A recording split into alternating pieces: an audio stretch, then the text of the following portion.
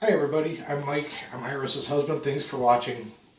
So today what we're going to talk about is Iris and I have been doing some kitchen projects. Nothing real major, just some paint and whatnot. You can look at the wall. The wall used to be green. We painted it gray. Actually, I painted it a while ago. But we just got done doing the cabinets. The cabinets had to look like this down here. The fake wood and whatever. Of course, to redo the cabinets was tens of thousands of dollars, so we just opted to paint them. And so what we're going to do next is we're going to focus on the countertops. We're kind of working our way down from the ceiling to the floor. And eventually the whole kitchen will be done from the ceiling to the floor. So next on the agenda is our countertops. So a lot of you guys, I'm sure, maybe not, but I have been watching a lot of epoxy videos from Stonecoat and from Ligari. They're great videos to watch. They're a lot of fun to watch. It looks like a great product. I personally have never tried it. I do like the outcomes that they come up with. I don't know if I can obtain those outcomes or not, but that's what we're going to try. We're going to cut off the backsplash, make a new backsplash, and then do the entire countertop, and then we'll proceed down with painting the bottom cabinets and the floor and whatnot. So again, I've never tried their products. Just been watching a lot of videos, a lot of them, and pretty excited to try it out. So I did order a kit from Stonecoat Countertops. I'll show it to you later here, but what we're going to do, we're going to experiment. Before we actually do the countertop, we are going to experiment on my coffee table and end tables. I got coffee tables and I've got matching end tables. Now I don't know what this is. I don't know what this whatever this coating is. But it's really durable. There's really nothing wrong with it other than it really doesn't match my decor, and I want to try the the epoxy. So yeah, we're gonna sand these down today. I'm not gonna drag you through all of the preparation and all that. There's plenty of videos online that go over that. Basically what I'm going to do is I'm going to sand them, I'm going to prime them, I'm going to put a base coat, and then we're going to go ahead with the epoxy, and then we'll go through that together. Because again, I've never done the epoxy before, but I think I can get through it. So, alright, stay tuned. Alright guys, so here's what I got here. I got the other end tables upstairs. We moved to the basement. We got to stay inside because it's the end of April in Minnesota and it just hasn't warmed up yet. I think that the high today is going to be like 60. So we're going to do this inside. I'm going to do the sanding in my basement here, and then I got a spare room upstairs that we're going to actually do the epoxy. Here's the kit that I bought from Stonecoat. I don't remember what they called it. It's not the earth tone. Basically, it comes with your epoxy, and then a brown and white, and then this diamond dust, which I think is really cool. This stuff here, and then of course the undercoat, the base coat, or whatever you want to call it. Full disclaimer, you guys, I didn't buy all of their products. I got this primer. Who knows? It could be the same stuff that they sell. But you know what? I didn't want to spend $300 on an experiment. I think this kit by itself, I think was about $120. And then of course I bought the primer, I bought brushes, I bought this little sander off Amazon. So just, I'm already about $200 deep into this experiment already. But my countertops are going to probably be upwards of $1,000. And so I want to make sure I have a good idea of how the product works. Of course, when I do my countertops upstairs, I will be using Stonecoat's everything, start to finish. I'm going to do exactly how they say to prep the surface, and I'm going to use all of their products, so that way down the road, if there is a failure, they can't blame it on the fact I didn't use their primer or their top coat or whatever. On these, I do plan on using a top coat, satin or flat top coat. But I'll probably just go up to Walmart and get a polyurethane top coat to put over the top of it. Again, this is just an experiment, you guys, but I'm excited to see how it works. So, again, I'm not going to drag you through the preparation process. Basically, sand it, prime it, base it and start pouring. So yeah, I'll let you know when we get to that point.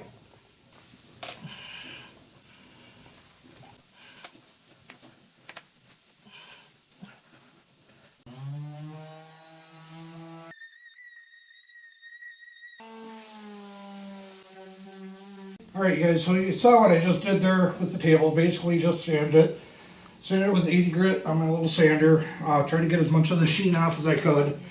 You know, went around and hit the edges by hand. Basically just trying to make sure nothing's shiny on it. And then I'll just continue with the end tables and we'll be ready to start priming. Alright, so basically what I did is I sanded it down with my little sander there with 80 grit. That roughed it up pretty good. Now what I'm going to do is use this stuff. It's Krug Kutter Pre-Paint Cleaner TSP Substitute. Says it prepares the surface without having to rinse it. So we'll go ahead and clean it with this initially. And then I'll wipe this off, let it dry, and then I'll clean it with 70% isopropyl before priming it, just to make sure everything's good and clean. There's no residue from this stuff. This stuff says it's supposed to, you know, it's like a TSP, and that's what I used on my cabinets, and it seemed to work pretty good. It dulled them up pretty good without having to sand. So, even though I did sand this, I'm going to still wipe this stuff on. Again, I don't know what this coating is. It's some sort of a decal. I don't know how they got it on there because there's no seams, but anyways, yeah, it's kind of interesting because it is kind of getting, I don't know, not as smooth. So anyways, yeah, I'll get this wiped up, cleaned up, and we'll start priming. Alright guys, so we are about to prime these now.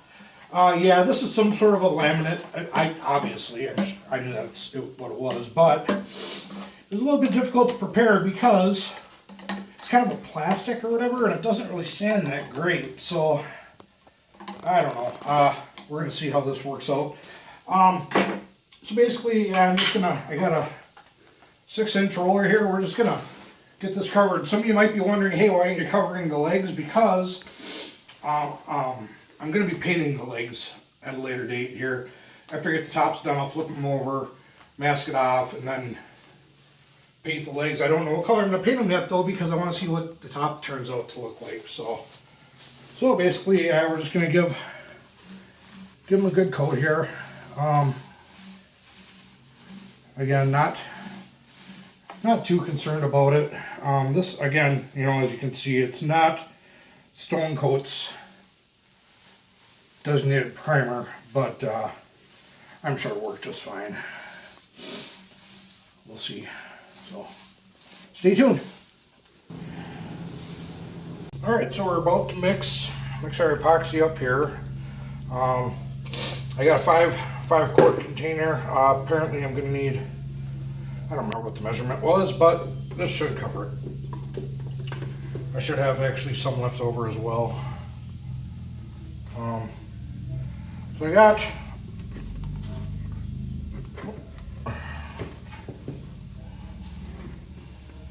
got the tints that I got from Stonecoat. I got the white, the brown, and diamond dust. But I also got a few other colors that I ordered off Amazon.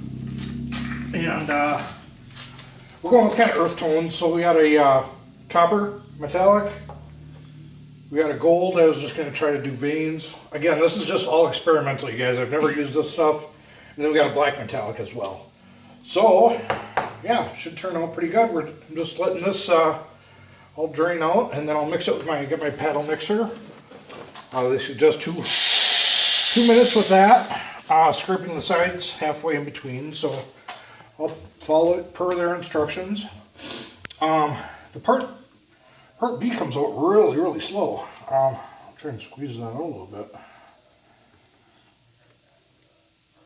Yeah, really, it's really thick. Wow.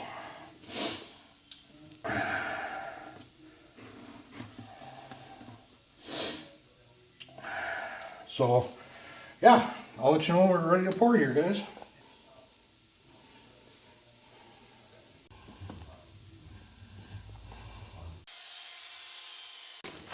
Alright guys, so I just got done mixing this stuff and it is thick. Invest in a paddle mixer. If you try mixing this by hand, you'll be here all day and there's no way you can do a good job. I ran the paddle mixer for 2 minutes, or well, a minute or so, maybe a little bit longer. And then I scraped the sides, scraped the bottom like they say in the videos. And then I ran it for another minute. And yeah, hopefully it's all incorporated. It should be.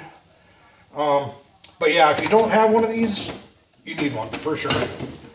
All right, so we're gonna start mixing our colors here. So the majority of my piece is gonna be brown. So I'm gonna mix 2 cups of brown and 1 cup of white. We'll just kind of start pouring this stuff in here. I'm out in my garage right now.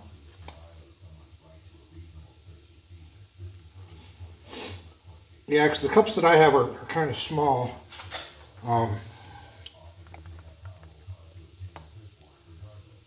Heck, I might even do 3 cups of brown.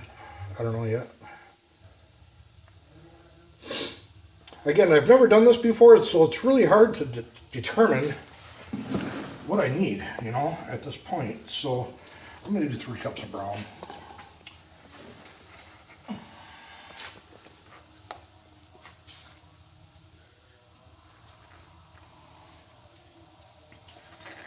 I didn't even open these, so hopefully.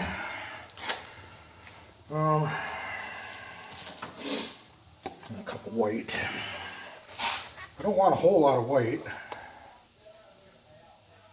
But I'm going to use some. See, I've got 4 cups mixed right here, and I still got half the bucket left. So, anyways, we'll see how this goes. Hopefully this isn't sealed up. It is. So, and if you haven't, please like and subscribe to my wife's channel because she works really, really hard on it. So, you know, if you could help her out, that'd be great. So let's see, we got a brown here. These 3 brown.